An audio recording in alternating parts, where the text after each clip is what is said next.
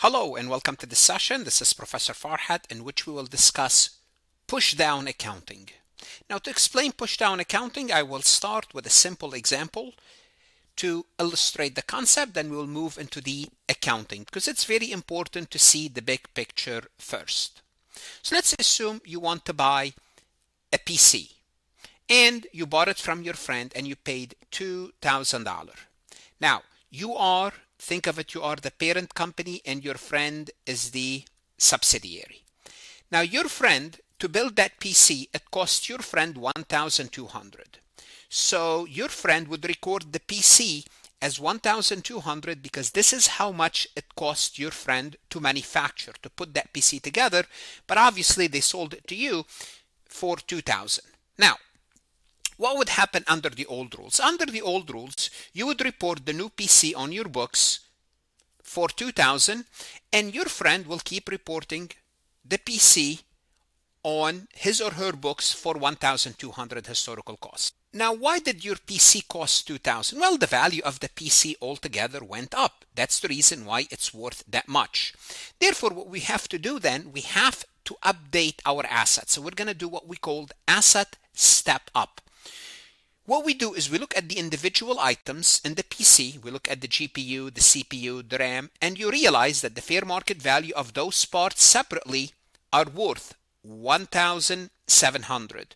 Why? This is why it's worth more value, because you put it all together and as a result, it's worth, the pieces together are worth $1,700, although your friend only bought them for $1,200. So what you do is you step up those value. You bring them up to fair market value. It means you write them up. This is what the step up is. Now you update the PC internal inventory to show these step up value. Because now the values are worth higher, you would record a higher wear and tear. And we'll see later, once you report higher assets, what's going to happen, you have a higher depreciation expense to show the wear and tear, or to allocate that new cost. And when your cost goes up, your depreciation goes up.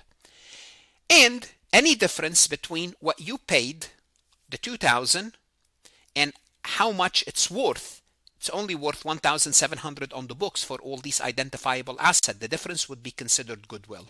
Therefore, we would report goodwill, the extra $300 is extra asset. So this is the professional cable management and the pre-tuned software setting, which is you cannot record anywhere on the books. Just basically the value of that additional purchase, which is called an invisible asset. Goodwill is anything that you have to account for, but you really can't record any specific asset because you could identify the GPU, the CPU, the RAM, but the goodwill is something you cannot identify. So what you do now, you perform a factory reset. What's factory reset? Reset of the equity. You delete your old files owners. You delete all their equity, retained earning, and all the equity account, and you replace it with a new equity called pushdown capital.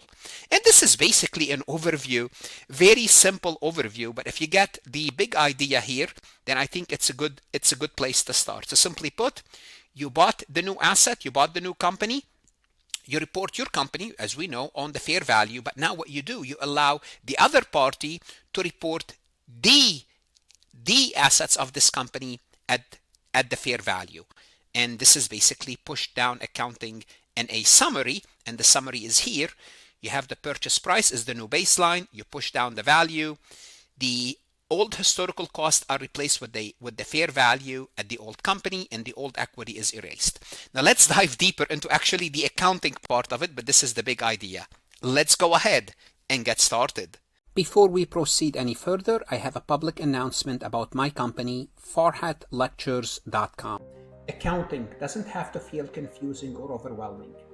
Most students, CPA and CMA candidates, struggle not because accounting is too hard, but because it's taught fast, skip steps, and assume certain knowledge you should already know. Everything starts to feel disconnected. At Farhat Lectures, we break accounting down into baby steps. We explain the why, the logic behind each concept, and how everything's connected so it finally makes sense. When the fundamentals click, accounting becomes clear and manageable. you stop memorizing rules and start truly understanding accounting. Ready for accounting to make sense? Start your free trial at farhatlectures.com. So, push-down accounting, the first thing you need to know about this, it's optional.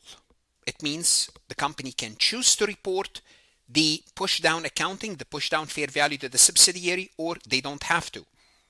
Why? Because if you don't choose to do so, the subsidiary will keep reporting their records, their assets, their liabilities at books.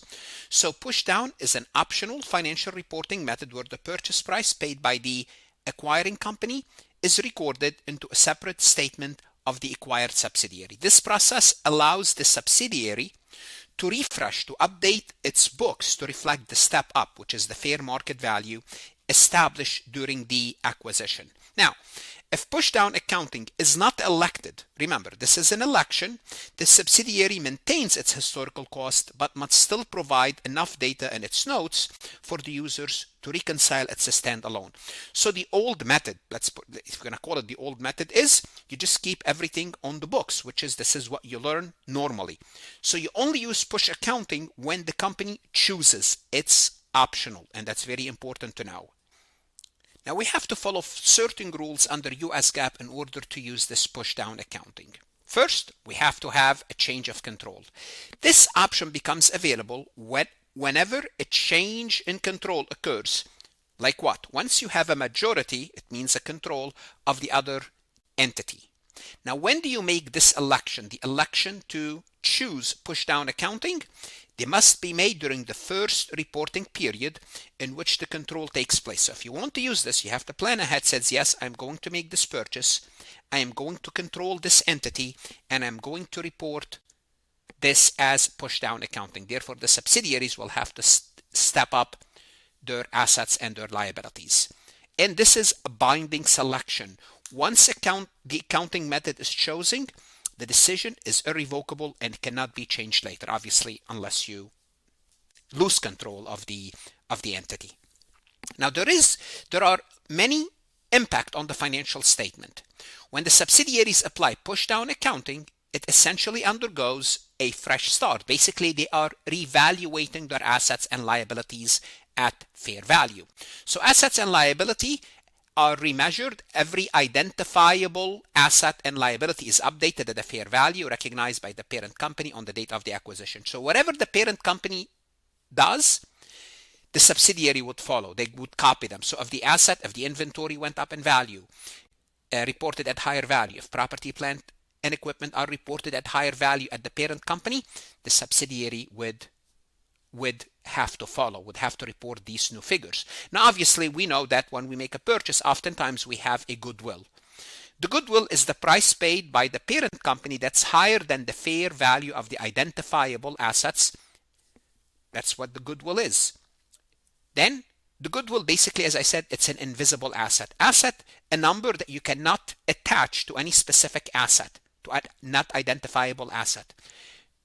Not tangible, not intangible, just something that you paid above and beyond.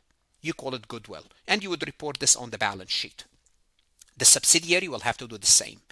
How about if the acquisition price is lower than the fair value? Because if it's higher, you paid more than the fair value, you have a goodwill. How about if you pay less than the fair value of the net asset? The difference is treated as a gain. And if you don't know how this works, don't worry, I'm going to work an example shortly. But at this point, I hope you know how to compute goodwill.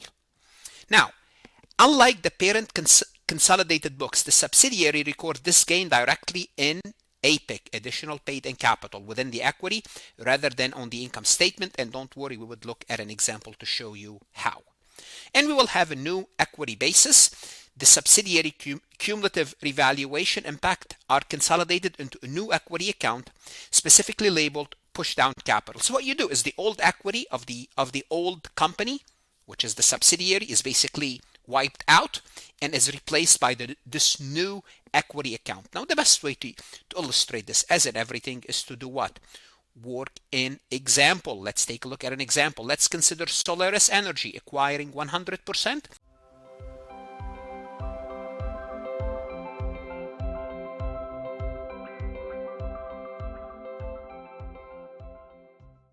of Grid Tech, they paid 250 million. That's the acquisition price. They looked at their assets and they valued their identifiable asset at 210 million. The fair value of their liabilities is 40 million. So what's the net asset value, net identifiable asset? The net identifiable asset is 170 million. Net asset, fair value, net value of the liabilities, the difference between them is 170. Looking at this another way, the equity value, the equity fair market value, I'm going to put it in quote, is 170 million. Hold on a second. You paid 250. Why would you pay 250 for something that's worth 170? I don't know. Maybe they have a good reputation. Maybe they have a good management. Maybe they have a good connection with the government. It doesn't matter. I paid the extra premium of 80 million. I don't know. I could not attach this 80 million to any particular asset. Guess what? I will create an asset called Goodwill.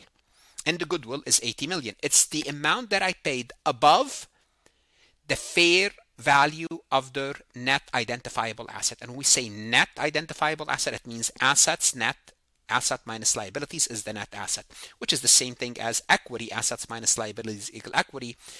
But here we are using the fair value. Therefore, what we have is we created a Goodwill of 80 million. Now let's take a look at the journal entry.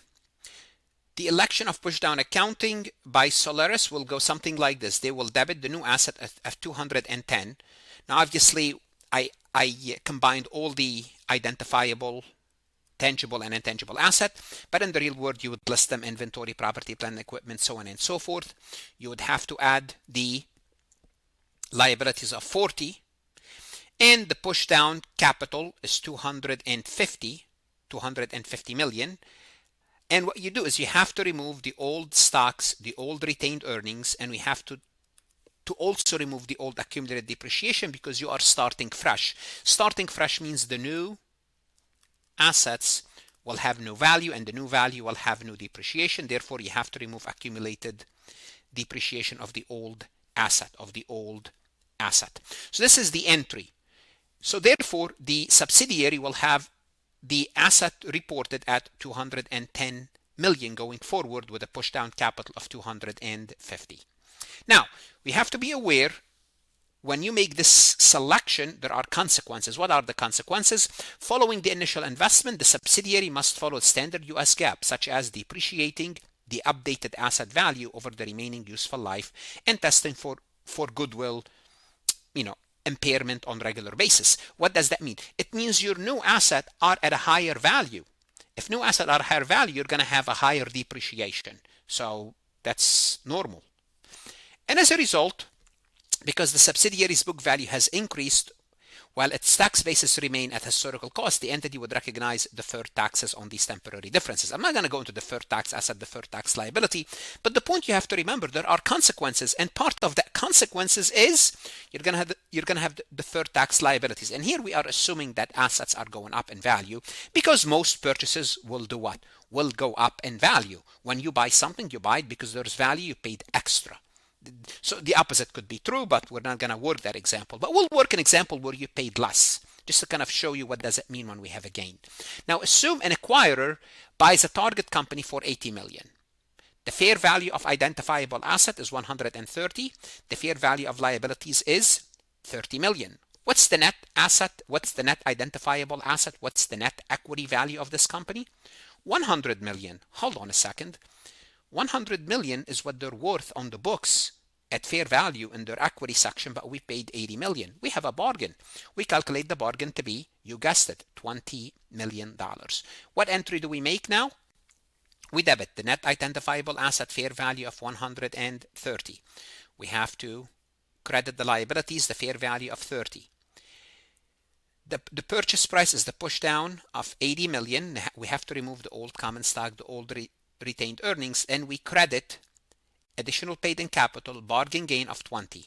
So what we do is we put this gain in the equity section. When we use pushdown accounting, we have to make certain disclosure. One disclosure is disclose the date of the change in control. When did that control took place? When? Then the valuation technique. Remember, we valued assets at fair value. How did we do so? You remember fair value level 1, fair value level 2, fair value level... How did we do that? How did we come up with the fair value? Liabilities and the specific amount of goodwill or bargain recorded in equity. How did we come up with these figures? You got to let us know. Of course, that's important. Disclosure, disclosure, disclosure. Other key consideration when it comes to this, remember the equity reset. In a formal ledger, the subsidiary pre-acquisition equity, common stock, APIC, retained earning, must go down to zero. We must eliminate them by a debit. They are replaced by the new pushdown capital account, which reflect the acquirer total consideration, how much they paid. And in our example, we always used cash. Usually it's cash, maybe there's something other than cash. The consideration paid, whatever that consideration paid. Accumulated depreciation. Standard practice is for a fresh start, is to eliminate the existing accumulated depreciation by crediting the account or debiting contra asset to remove it, as the asset are now recorded at the new gross value and the new depreciation will take place.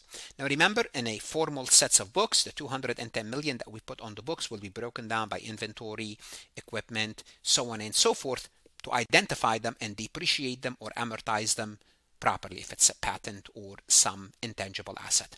And as I mentioned, you're going to have a deferred tax asset. If there's any taxable difference, a credit to deferred tax liability would also be included, not deferred tax asset, but deferred taxes, which subsequently increase the goodwill debit to keep the entry in balance. So there are deferred tax liability and usually deferred tax liability involved, as I mentioned, because most of the time you will buy it above the net identifiable asset. But we're not going to get into this, but keep that in mind as you cover the deferred tax asset, deferred tax liability, in case you are giving an example like this where they're using pushdown accounting, you understand the concept of it. Let's take a look at this multiple choice question from farhatlectures.com. What's the primary effect on the sub-equity account immediately upon the application of a pushdown accounting? So here we're looking at pushdown accounting, and what's the effect on the equity account of the subsidiary? Now on farhatlectures.com, what you can do, if you want, you can ask the AI to explain pushdown accounting if you don't remember what pushdown accounting is before you answer the question. So option A, historical retained earnings are carried forward but adjusted for fair value. Is this what we do? Do we carry over the historical retained earning? No, I don't think so, because in pushdown accounting, we're going to have a fresh equity accounts, and retained earning is part of that. We take it out. B, retained earnings and other equity component are eliminated and reset via pushdown capital. Is this what we do? And I just said that. Yes, we would eliminate all the old equity and they got replaced by pushdown capital. This looks like better than A. We're going to keep B. Only the common stock account is adjusted to par value. No, we're not adjusting the common stock. We're eliminating all the old equity. Goodwill is recorded as a direct reduction to retained earning. Absolutely not. Goodwill is reported separately. It's an asset. Why would you reduce it against retained earning? D is out. Therefore, the best answer choice is B. Now, if you don't like the answer choices, you could ask the AI to expand on them. And if you'd like this question, you could ask the AI to create another question for you. What should you do? Whether you are studying for the CPA exam or an accounting student, go to Farhat Lectures and look for additional resources, podcasts, lectures, video simulations, video MCQs to strengthen your knowledge in this topic. The best investment is invest in yourself. Good luck, study hard, and God bless.